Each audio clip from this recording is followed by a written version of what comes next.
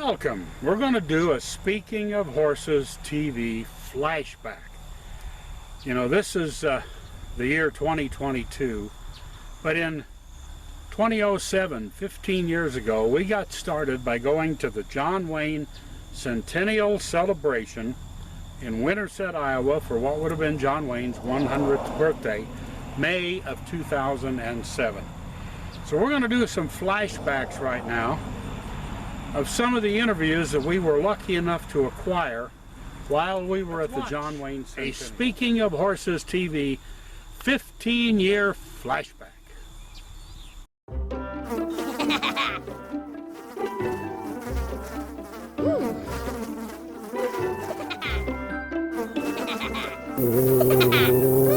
Horses.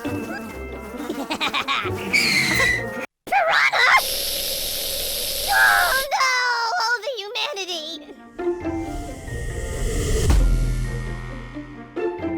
Oh, piranha. They are our family, and we only want the best for them. No standing water means clean, good tasting, algae-free, mosquito-free, and virus-free water. No risk of electric shock, no risk of fire from faulty wiring. Cool water in the summer, warm water in the winter. Water delivered fresh from the water supply at 50 degrees year-round. Drinking post water. Horses, again, we're here at the John Wayne Centennial Celebration, and I still can't get over the fact that the Duke would be 100. It is just amazing to me. And I'm very honored to have as our guest right now, Mr. Michael Martin Murphy. Welcome. Wayne, good to see you. Good to see you. Thank you. And it's just exciting to have all of these festivities for John Wayne's 100th birthday, and to have you here headlining these concerts. And just give us your take on this whole thing about John Wayne turning 100. Well, first of all, the John Wayne family was here. Even Pilar, his widow, showed up, which shocked all of us yesterday. Wow. So 30 people in the John Wayne family were here on these grounds and out at the birthplace yesterday. The staying power and the influence of that man's life is amazing. And I think the kind of guy he was, it would have been amazing to him too. I think he would have been surprised. He was a fellow who stood up and spoke his mind, and sort of went against the grain, like only a few other entertainers have. And I really appreciated that about my take on this is this event really does honor his memory. The people that I've met here on the grounds are all big John Wayne fans. All the performers are John Wayne fans, me included. And I've said this over and over again from the very beginning, that we're going to repeat this mantra. It's not about us, it's about John Wayne. That's true. This whole thing is about him. That's true. There's an aura that kind of surrounds the event. And it's like, and you're right, he stood up for the things that he believed in, and he didn't worry about what other people thought about that. And we need some people doing that more today. As the minister in our Cowboy Church pointed out this morning too, though, he also was able to admit his mistakes in front of the whole nation. And after he got cancer from smoking, or at least that's what we think it was, I mean, you can get cancer without smoking, he went on a national campaign and talked about the fact that people shouldn't smoke. Don't do as I've done. Don't smoke.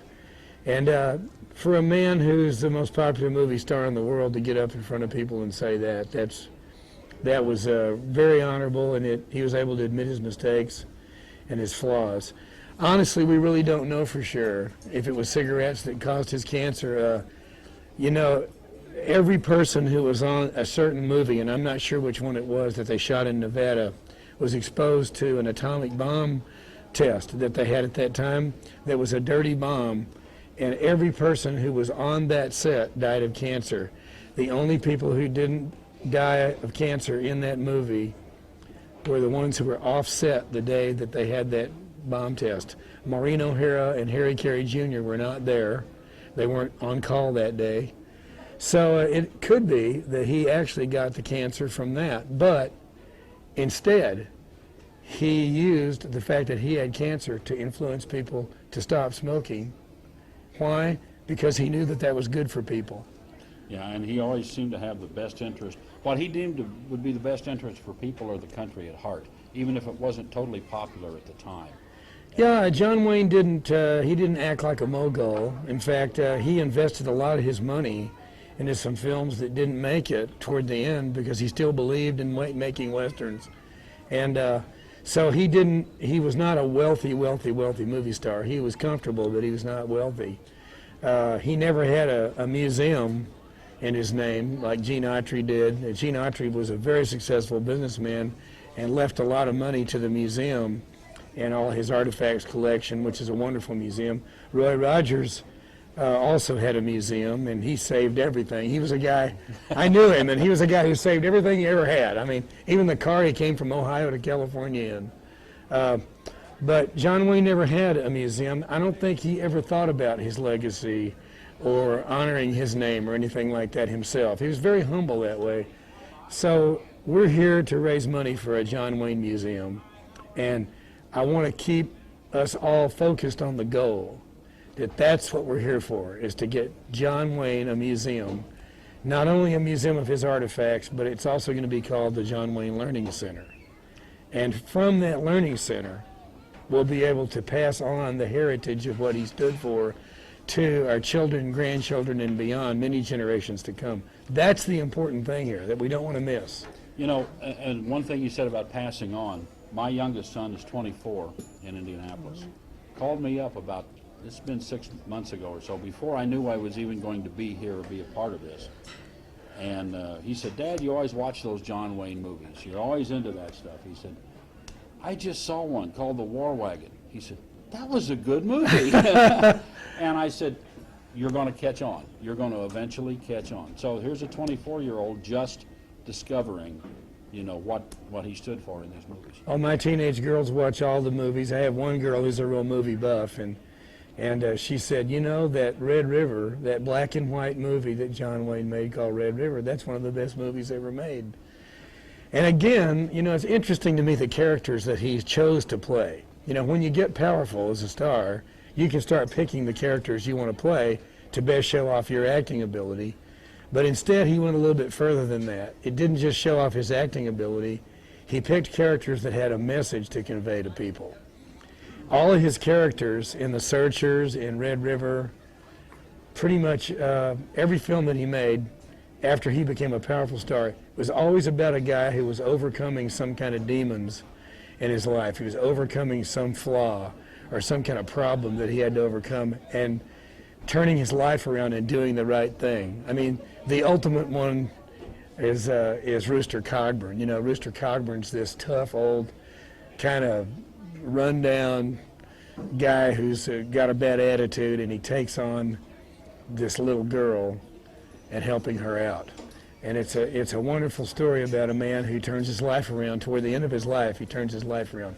And I think John Wayne was thinking about that, that he had cancer. He was thinking about, gee, I'd like to use my life now to turn people around. What I have left, I'm going to devote back. Right. Absolutely. Well, Michael, I appreciate you taking time to talk to us about this. Really glad to see you here and have you as part of this, headlining all these concerts. And boy, did horses figure big into this thing or what? They are boy, we got right? some of the most incredible horses here on this event. And today we get to do our full show, and that's going up towards somewhere around 75 to 100 horses will be in the arena today. Fantastic. All wonderfully trained horses. And I emceed the parade yesterday. A lot of you guys were in the parade. It was a fantastic shot, and between the stagecoaches and the wagons and the cowboys and everything else that's going to happen, including you in the Wild West show, this is just fantastic. Let me just tell you what our rationale was. Our rationale was, as we designed this show, we said, if John Wayne were 100 years old and still living, and he were sitting in the stands, what show would we do for him? Perfect. That's what this show is designed to be. Perfect. Michael, thank you. Thank you. Nutrition is my passion. My formulas come from over 50 years of experience. Every product contains my unique blend of micronutrients. My focus is health from the inside out. We would like to introduce you to Orange Slow Feeders. Wonderful feeders, made in the USA, very heavy construction, 5 to 7 year life on these feeders, from small bales, trailer hanging bags, to large round bales and many of your feeding solutions. Brian from Orange Slow Feeder says, check us out, Orange Slow Feeder. Welcome to Speaking of Horses once again. We're backstage just before the Cowboy Symposium starts here in Winterset during the centennial celebration for John Wayne. Mr. A.C. Lyles again with Paramount. Welcome, and thank you. You're going to be on the panel here in a little bit. I am, but first I have to tell you, I watched you yesterday introducing those in the parade, the units, and they had switched positions from the script they gave you, and you had to ad-lib some. I was amazed standing there by you how you knew still from your memory and look at it and what was coming in and how you could describe that and tell the names of the people on that float when you weren't watching your script. You were marvelous at that, and I stood there and just was in awe of how you did that. Particularly, I was in awe after you said the wonderful things about me when I arrived. Well, thank you very much for that, and I've done a lot of events where scripts come up on little bit. They don't come like they come in Hollywood. They come on notepads from hotel rooms and all of this, and they say, here, you can read that, right? And pretty soon you learn to just get through it, okay? So thank you very much for that. But how are you enjoying your weekend here? I tell you, number one, I'm living. And at my age, 89, any day is a good day. It's like Wayne, it's like when I get off of an airplane and someone comes over and says, AC, how was your flight? I'm back on land. It was a great flight. Yeah, you know, I was on a flight just the other day. I was doing an event in Albuquerque. I was flying back. We landed in Minneapolis. The pilot came on and announced it was his last flight because he was retiring. So we walk off the plane. We all signed a piece of paper and gave it to him. Oh, that's great. Everybody on the airplane signed it for him for his last flight. Walked off, and there's a bunch of pilots there with, happy retirement John or whatever. And I said, well, he's coming, I know. And they said, well, how was the landing? I said, it was good. He said, a good landing is when you walk away from. All right. A great landing is when you can use the airplane again. So it just cracked me up. I took a flight on TWA time, and the fellow on it had been there for years, and he did something I'd never seen before. He arrived early, and he passed out USA Today, all the people are boarding, and all the way across he would sing to you. He tried to imitate Bing Crosby. And I was on one of his flights once, and it was his anniversary, and his wife was on the flight, and all the way across he told a story about how they had met, and he sang songs that they did on their honeymoon and things. It was wonderful. It was great. Oh, that's fantastic. Well, we're glad to have you back and join us. We did an interview Friday night. Yes, sir. You're gathering backstage here, and we're talking to Dean Smith and Ed Faulkner. Yes. And Greg Palmer and all of the different people that are gathered, and you were there, and we had to talk to you again. Well, I tell you, it's a pleasure, and I'm just so honored to be on the panel with all of my good friends, but particularly talking about Duke. And as I said the other day, people say, why do you call him the Duke? I couldn't call him the John. And he is, he's really one of, any place you go in the United States, I don't know if I said this before, but all you have to say United States and where I've been, even in Japan, China, Russia, you say Duke, they know you're talking about They know it. Wayne. And that's the only person I know in our business. Maybe when you say Bogey, it's Humphrey Bogart. But Duke Wayne, I think, was an inspiration to America and to the youth of America. And he made all of us feel happy to be Americans. He brought patriotism back in our hearts. And when you saw a John Wayne picture, Wayne, you wanted to be on his side because it was the good against the evil, and the good was going to win out, and John Wayne was going to be there charging him. And I tell you, in person and as a friend, he was the same way he was on the screen. He was very commanding of your attention and very commanding of your friendship, but also extremely warm and extremely friendly with all of us. And we'd have lunch together, and we'd be around the studio a lot.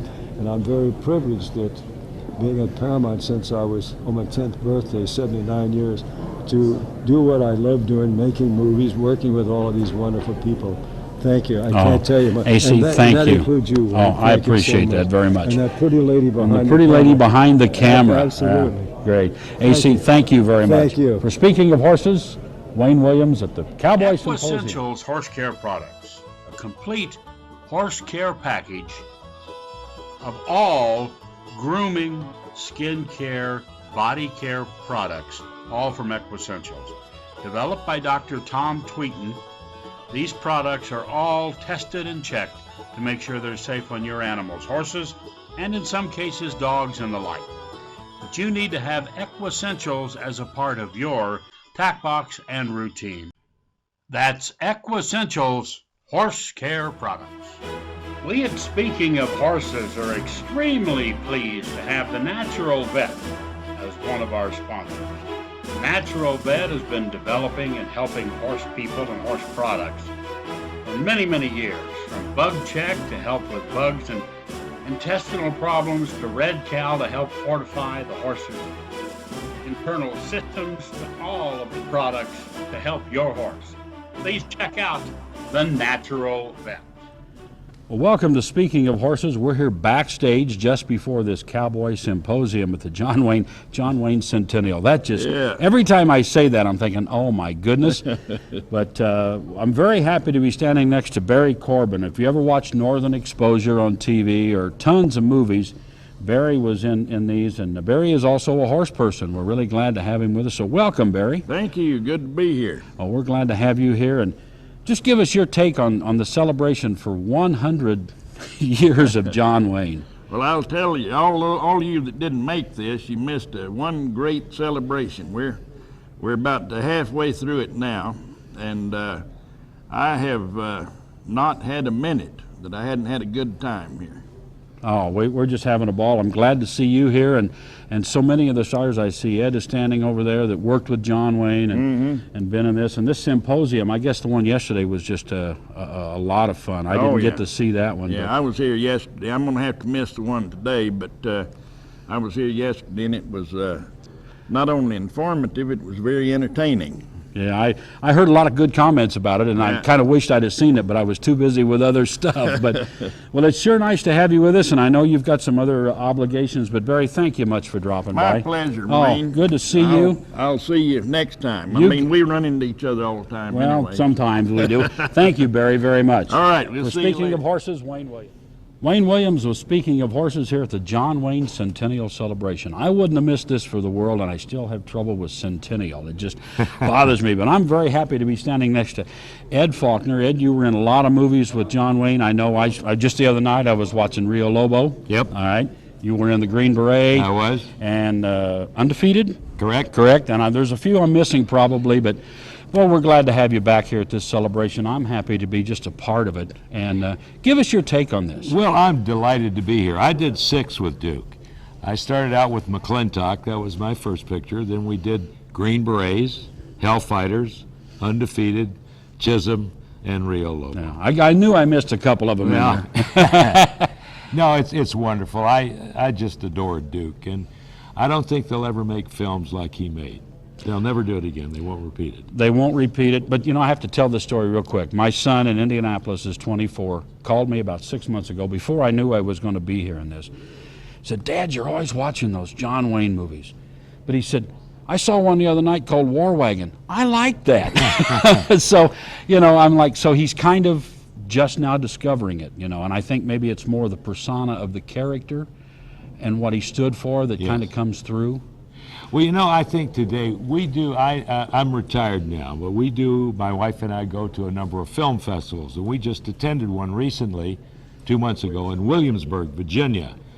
And of all places you would think that would have a tribute or a festival to the Westerns, to me it wouldn't be Williamsburg, Virginia. That's colonial. That's times. right, that's colonial times. But what these people are trying to do, and I think all over with the film festivals, and they're quite popular now, there are a number of them, is to get the young generation involved with the heritage of the Western and the integrity of the Westerns and the values that they stood for.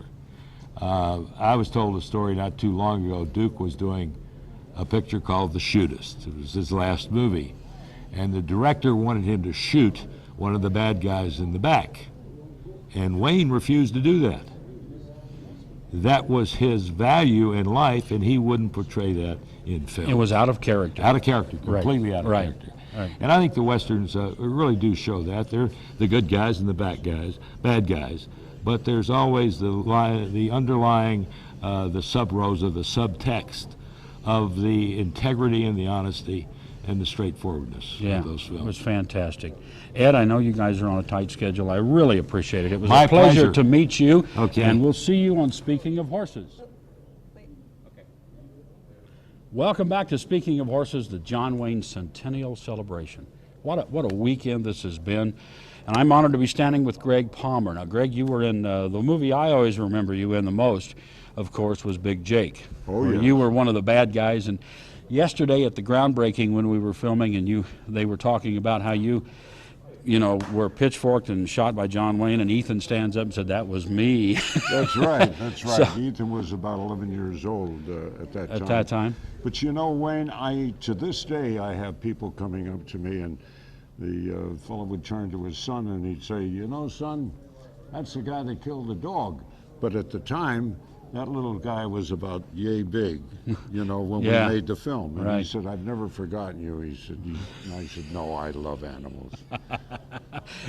Most of the time, the guys playing the bad characters on the screen are really nice people. They mainly are. But we're just glad to have you here, and give us your take on being here and celebrating 100 years with John Wayne. Wayne, as a youngster, I was a fan of John Wayne's and Bob Steele, never realizing that someday I'd be blessed to work as an actor in some of his movies. I've had Bob Steele as my sergeant in Column South, a movie I made with Audie Murphy, and to work with John Wayne, I made 6 pictures with John. I worked Comancheros and Chisholm, and right up to the end there, Big Jake, and he asked for me to come in. He called me Grizzly, which was nice.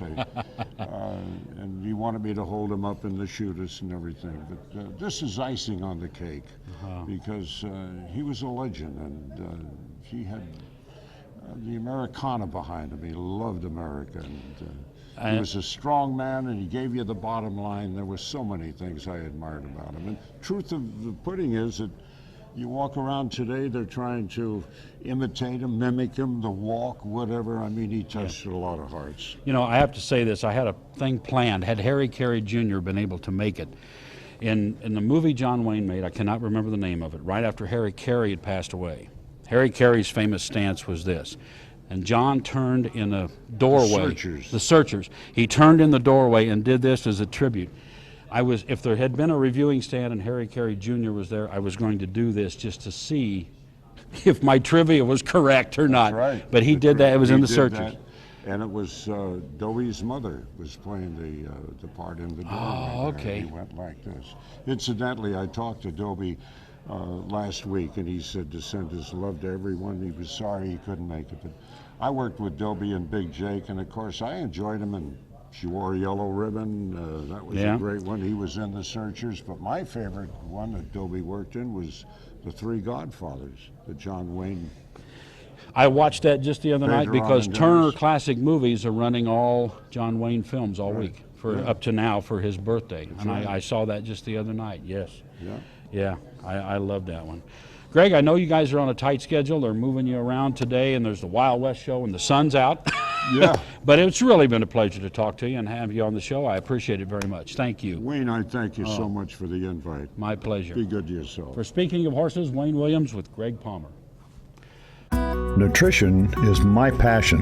My formulas come from over 50 years of experience. Every product contains my unique blend of micronutrients.